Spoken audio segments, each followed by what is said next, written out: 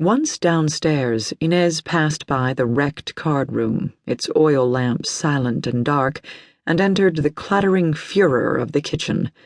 Bending over a cooking stove of enormous proportions, a sturdy figure in a long gray dress busied herself among the sounds and smells of breakfast. "Good morning, Bridget. Thank you for offering to help out today." Bridget stopped stirring a massive iron pot of beans to beam at her employer. "No trouble at all, ma'am. Gives me a jump on the week's cooking, it does." "And how was Mass this morning?" "Father Briggs was in rare form, truly." Inez lifted an eyebrow. Sober for a change. Bridget wiped the sweat from her round face with the hem of her white apron. "Now, that sounds like blasphemy indeed. It's a miracle that he stays on it all. A wickeder place than Leadville I haven't seen in my 40 years, and I've been laundering and cooking since Sutter's Mill. Now, didn't I hear that Leadville's evils were just too much for your minister? Reverend Johnson, wasn't it?" "John Stone. And it wasn't the evils of Leadville, it was the winters. Well," she turned her attention back to the stove, "I hear your new reverend cuts a fine figure. The schoolma'ams are all a twitter over him.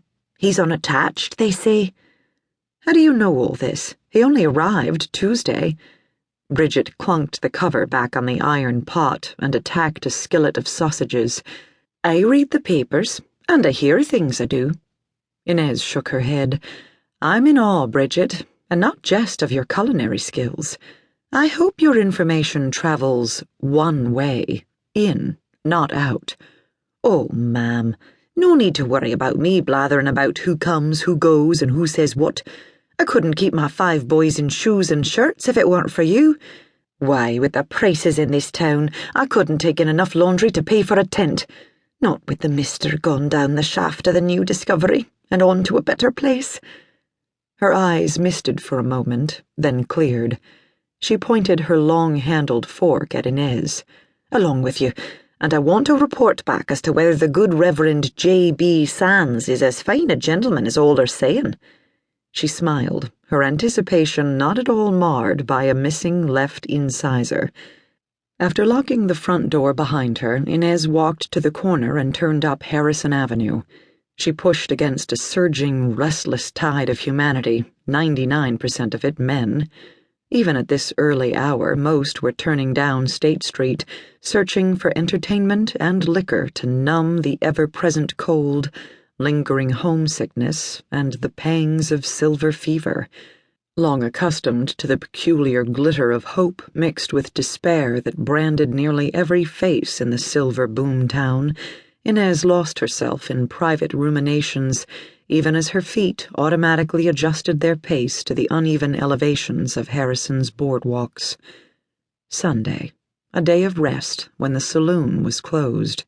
She and Abe had stood together on that, united against Mark's initial enthusiasm to keep the establishment open around the clock 7 days a week. She remembered when Mark had won the saloon from a Denver fellow with piggish eyes. During a break, and before the poker game in which he'd staked all their savings, hers, Mark's, and Abe's, against the business, Mark had pulled her aside. "Now, darlin'," he'd murmured into her ear, "I know when he's bluffin' and when he's holdin' a good hand. I'm just waitin' for the right play. You remember that assayer, Joe Rose? He says this place is the next silver bonanza, the biggest yet.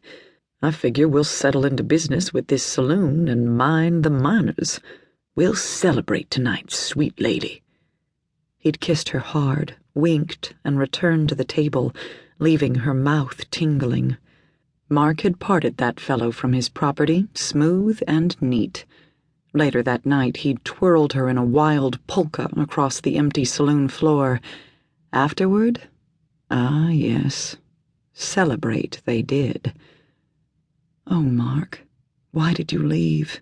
Without a word?" The steeple of the small white church beckoned. Shaking off the memories like she shook the mud and ice from the hem of her dress, Inez mounted the church stairs. She slipped into place next to Joey.